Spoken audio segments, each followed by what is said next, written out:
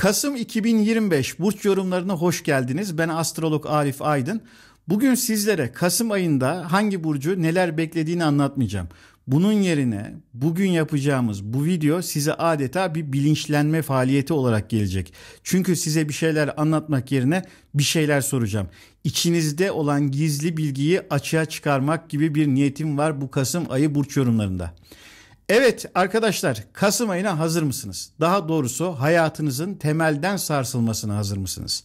Güvendiğiniz zemin aniden altınızdan çekilse ne yapardınız? Konfor alanınız bir gecede yok olsa bu bir felaket midir? Yoksa sizi esir alan zincirlerden kurtulmak için evrenin size sunduğu bir fırsat mı? İşte Kasım 2025 burç yorumları bu sarsıcı ayın astrolojik bir haritasını veriyor. Bu ay takvimde sıradan bir yaprak gibi değil. Bir sorgulama, bir yüzleşme ve en önemlisi de bir yeniden doğuş ayı diyebiliriz. Gökyüzü bu ay bize sadece yol göstermiyor, adeta bir ayna tutuyor ve en derin soruları sormanızı istiyor. Neden Kasım ayı bu kadar sarsıcı? Çünkü ayın enerjisi bir dizi planlı kozmik çarpışma ile şekillendiriyor. Bu olaylar zinciri bizi uykumuzdan uyandırmak için tasarlanmış gibi gözüküyor. Bazen hayatımızda olan biten bir takım şeyler vardır ve bunlar pamuk ipliğine bağlıdır. Bunları hayatınızdan çıkaramazsınız. Çıkardığınız zaman sonuçlarını göze alamazsınız. İşte o pamuk ipliğiyle bağlı alanlarda Uranüs'ün çok ciddi anlamda etkileri olur. Çünkü artık hayatınıza hizmet etmeyen bir takım şeyleri çıkarmak ve o alanla ilgili yeniden bir inşaya başlamanız gerekiyordur arkadaşlar. Evet, gelin bu durumu haritada bir inceleyelim. Gördüğünüz gibi eylemin gezegeni Mars, Uranüs'le bir karşıt açı yapıyor. Ve 4-5 Kasım'dan itibaren bunun etkilerini hissetmeye başlayacaksınız ve 18 Kasım'a kadar daha şiddetlenerek bu etkiler devam edecek arkadaşlar. Şuradan da açımızı gösterelim. Evet, ayın hemen başından itibaren işte bu isyanın gezegeni Uranüs ile eylemin gezegeni Mars karşı karşıya geliyor. Tam bu sırada güvendiğimiz bir maddi dünyamızın simgesi olan bu Boğa burcunda sarsıcı bir dolunay gerçekleşiyor. Peki bu bir tesadüf mü yoksa evrenin artık bu şekilde devam edemezsin deme şekli mi? İşte bu soru işareti. Çünkü orada güven duygunuzun, paranıza mı güveniyorsunuz ya da neyinize güveniyorsanız oradaki zeminlerin sarsılacağı şeklinde bir anlam ihtiva ediyor. Finansal istikrarınız, kariyeriniz veya evinizle ilgili ani ve şok edici bir gelişme aslında sizi daha özgür bir yola itmek için bir katalizör olabilir arkadaşlar.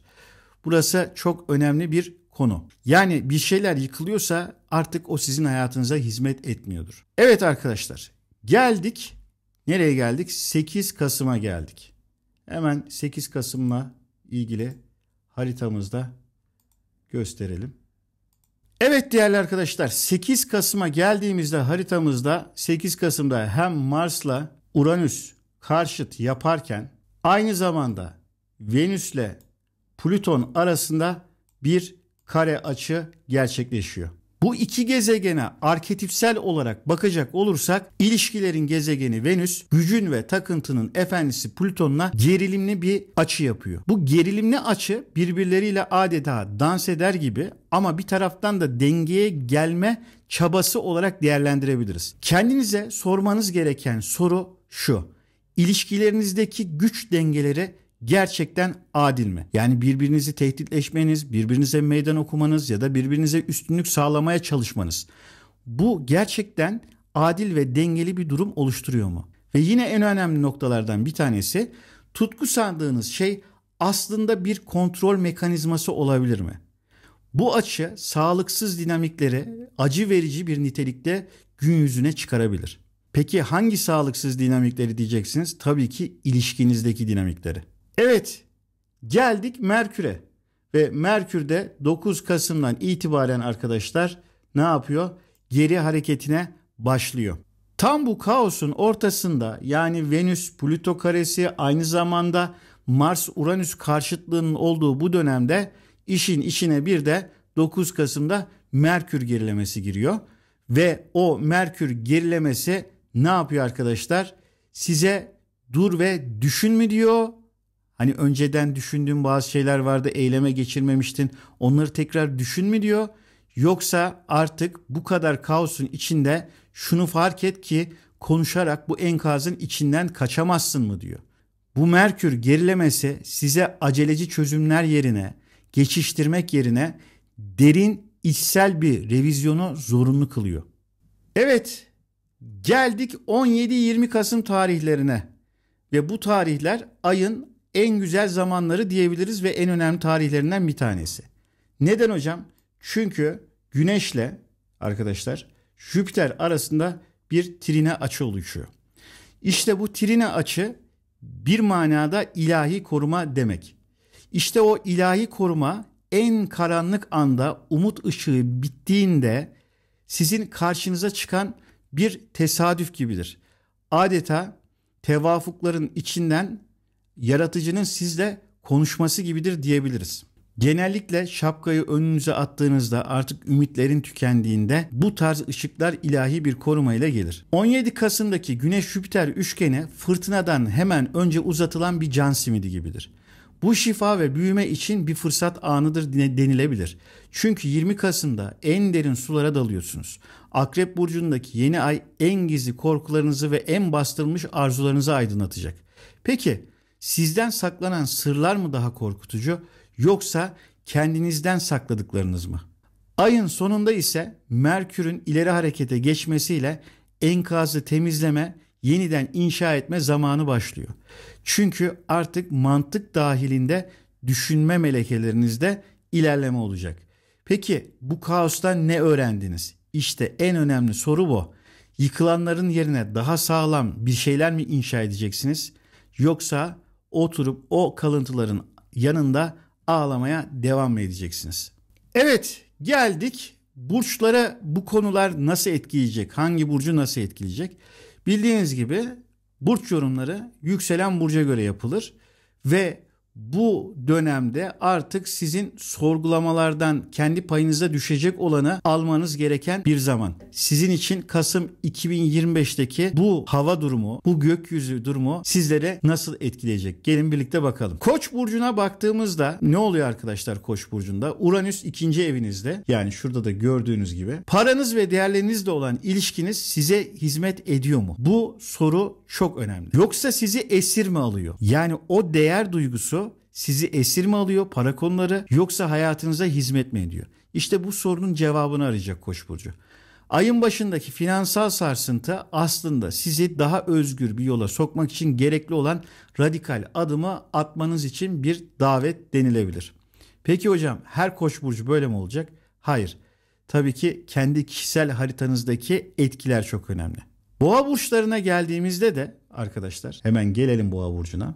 Boğa burçlarında da gördüğünüz gibi bu Uranüs-Mars karşıtlığı 1. evlerinde gerçekleşiyor ve orada Boğa burcunun da kendisine soracağı çok önemli sorular var. Aynadaki yansıma gerçekten sen misin yoksa başkalarının beklentileri mi? Bu ay kimlikle ilgili bir sınavdan geçiyor Boğa burçları. Bu ilişkinin sarsılması kendini yeniden bulman için bir davet olabilir. İkizler burcuna geldiğimizde de arkadaşlar, günlük koşturmaca ruhunu besliyor mu sevgili İkizler burcu? Yoksa seni tüketiyor mu? Bilinçaltından gelen bu fısıltı tüm düzenini değiştirmen için yeterli bir sebep mi, değil mi? Sağlığın için sana ne anlatmaya çalışıyor konusu karşına çıkıyor. Evet arkadaşlar, geldik Yengeç burcuna. Yengeç burçlarında da arkadaş dediğiniz insanlar hayallerinizi destekliyor mu yoksa köstekliyor mu? Bu konuda bir düşünmeniz gerekiyor. Sosyal çevrenizdeki bir kopuş tutkularınızı yeniden alevlendirmek için gereken kıvılcım olabilir. Çünkü o sosyal çevre sizi bundan önce geriye götürüyor olabilir. Aslan burcuna geldiğimizde Aslan'da kariyer ve ev dengesi ön plana çıkıyor. Kariyerinizdeki parlak ışıklar evdeki huzurunuzu gölgede mi bırakıyor? Hani iş mi, kariyer mi, ev mi gibi sorular vardır ya. İşte burada toplum önündeki imajınız için ailevi temellerinizden ne kadar ödün veriyorsunuz? En önemli noktalardan bir tanesi bu. Gerçek güç hangisi? Aileden gelen güç mü yoksa sizin imajınız için yarattığınız güç mü sizi güçlü kılıyor? İkisinden bir tanesinde bir illüzyon olabilir sevgili aslan burçları. Evet, geldik Başaklara. Başak burçlarında da çok önemli durumlar var. Çünkü o doğrular, inandığınız doğrular sizi ileri mi taşıyor yoksa sizi bir kafese mi hapsediyor? Bütün her şeyi elediniz, didiklediniz, bilgiyi sentezlediniz, doğrusunu buldum dediniz ama bir kısıtlanma getiriyor size. İşte bu kısıtlanma sizi bir kafesteymiş gibi hissettirebilir. Duyacağınız şok edici bir haber sizi tüm dünya görüşünüzü yeniden yazmaya zorlayabilir. Çünkü baştan düğmeyi yanlış iliklemişsinizdir ve artık o düğmeyi çözüp oradaki mantık silsilesini kopartıp yeni bir mantık silsilesi oluşturmanız gerekebilir. Evet, geldik Terazi burcuna. Terazi burcunda finansal bağımsızlıkla ilgili çok önemli durumlar var. Özellikle partnerlerle olan ilişkiler ve oradaki finansal dengelerin sağlanması. İşte o finansal bağımsızlığınız için ne kadar ileri gidebilirsiniz? Başkalarının kaynaklarına ne kadar bağımlısınız? Ya ben bu işten bir kurtulayım, bir başımdan gitsin de ben başımın çaresine bakarım diye düşünebilirsiniz. Ama sonraki süreçte o vazgeçtiğiniz, kurtulmak istediğiniz durum sizi daha da bir darboğaza sokabilir mi? Evet, bu çok önemli bir soru. İşte burada bir borç krizi kendini gösterebilir. Kendi değerinizi, kazanma gücünüzü keşfetmeniz için bir katalizör olabilir mi bu sonraki süreç? Anlatabiliyor muyum? Bu çok önemli bir nokta. O başından gitsin dediğiniz durum sonra sizi dar bir boğaza sokabilir ve orada kendiniz ve kendi değerlerinizi kazanmak uğruna yaptığınız işlem ne yapacaktır? Kendi içinizdeki gücü keşfetmenize sebep olabilir. Yani bir başınıza gelecek durum var. Ondan sonraki durumda da o yaşanılan durumun sizi ne tarafa doğru iteklediği en önemli noktalardan bir tanesi bu. Evet, akreplere geldik ve akrepler biliyorsunuz küllerinden yeniden doğma konusunda uzmanlaşmış bir burç. Fakat bu küllerinden yeniden doğma işi birçok astrolog arkadaş tarafından hafife alınmış, gayet basite indirgenmiş bir söz. Sen hiç ölüp ölüp dirildin mi be diye sorabilirsiniz o astrologlara. Haklısınız, acayip şekilde haklısınız. İşte burada akreplerde bir ilişkinin bitişi bir son mudur? Yoksa kendinizi yeniden doğurmak için bir fırsat mıdır? En önemli soru bu. Bu ay sahne sizin sevgili Akrep Burcu. Eski derinize atıp küllerinizden yeniden doğmaya hazır mısınız? Ve bu bazen acı dolu bir süreç olabiliyor. Ama şunu fark ediyorsunuz. Sizin ilerlemeniz gereken noktalarda mevcut ilişkiniz bağımlılıktan kaynaklı bir kopuşa neden olmuyorsa ve aslında o ilişkiyi sadece kafanızın içinde yaşamaya başladıysanız artık o kafanızın içindekilere bir dur deme zamanı geldi mi? En önemli noktalardan bir tanesi bu. Evet, geldik Yay burcuna. Yay burçlarında da önemli noktalardan bir tanesi sağlığınız ve günlük düzeninizi feda ettiğiniz hedefler gerçekten peşinden gitmeye değer mi? Bir konuda hırslandınız, hedeflendiniz ama sporunuz aksıyor, hayattaki bedeninizle ilgili kısımlarda problemler olmaya başlıyor ve bu durum bedeninizin size gönderdiği sinyalleri ne zamandır görmezden geliyorsunuz sorusunu ortaya çıkaracak. Belki de durup dinlenme vakti gelmiş olabilir sevgili Yay burcu. Bir gözden geçirin diyebilirim.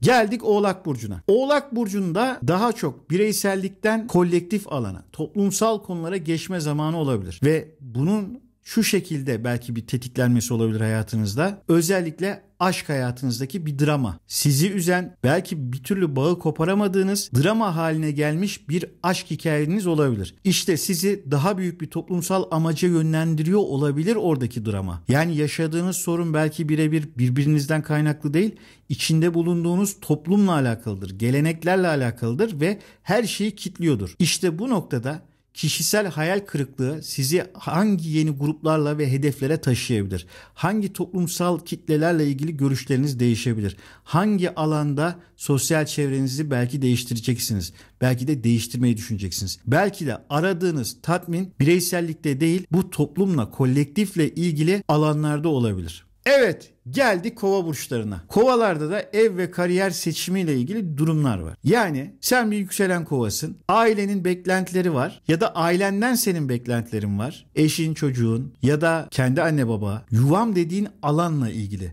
bu konu. Ve bu noktada kariyerinle alakalı bir devrim mi yapacaksın? Yoksa evdeki bir kriz seni toplum önünde yepyeni bir yola sokmak için gereken itici güç haline mi gelecek? Bu çok önemli. Yani o evdeki yaşadığın o kriz sana artık yeter, şapkayı önüme attım, ne yapıyorsam kendim yaparım mı diyeceksin? Yoksa kariyer mi diyeceksin? Yoksa ev, aile, yuva ilişkileri mi diyeceksin? İşte burada en önemli noktalardan bir tanesi, ikisini birden yönetmek zorunda değilsin. Peki hangisini seçeceksin? Yoksa ikisini de mi seçmeyeceksin? Ama bence birini seçecek gibi duruyorsun. Evet, geldik astrolojimizin en son burcu olan Balık burcunda da yeni ufuklar gündemde. Yani öğrendiğiniz şok edici bir bilgi pusulanızı tamamen kırabilir. Bu bir kayboluş mu olacak senin için, yoksa yepyeni bir ufka yelken açmak için bir işaret mi? İşte inançlarını sarsan bu fırtına seni hangi yeni güvenli limanlara götürecek? En önemli nokta bu. Çünkü balık burçlarının kafalarındaki o planladıkları alana, planladıkları noktalara karlar yağabilir. O karların yağması artık yolumu değiştirebilirim. Tek yol bu olmayabilir. Yeryüzü geniş, alanlar geniş. Bu genişlikte belki farklı bir yoldan önüme kapılar açılabilir mi sorusu gündeme gelebilir. Ama bunu yapmadan önce sizi sarsacak bir fırtına söz konusu olabilir. Evet arkadaşlar, Kasım'ın mirası kurban mı yoksa mimar mı? Yani kendi hayatınızın kurbanı mı olmayı tercih edeceksiniz? Kendi hayatınızın mimarı mı olmayı tercih edeceksiniz? En önemli Kasım ayı sorusu işte tam olarak bu. Gördüğünüz gibi Kasım bir yıkım ayı gibi görünse de aslında bir inşa ayı. Yani inşa, biliyorsunuz, inşa etmek, yapılandırmak, bir binayı tekrar sıfırdan temellerinden ele almak. Ama önce neyin yıkılması gerektiğini dürüstçe görmemiz gerekiyor. Bu ay gökyüzü bize soruyor. Korkularına mı sarılacaksın yoksa gerçeğine mi sarılacaksın? Unutma, en sağlam yapılar en sarsılmaz temeller için en büyük enkazlar üzerine kurulur. Peki sen Kasım ayından bir kurban olarak mı çıkacaksın yoksa kendi gerçeğinin mimarı olarak mı? İşte burada karar senin. Ben astrolog Arif Aydın. Kasım 2025 burç yorumlarıyla karşınızdaydım. Videomu beğendiyseniz beğen butonuna basabilirsiniz. Sevdiklerinizle paylaşabilirsiniz. Kanalıma abone olduğunuz için teşekkür ederim. Sonraki burç yorumları ve derin astrolojik bilgilerle tekrar karşınızda olmak dileğiyle. Görüşmek üzere.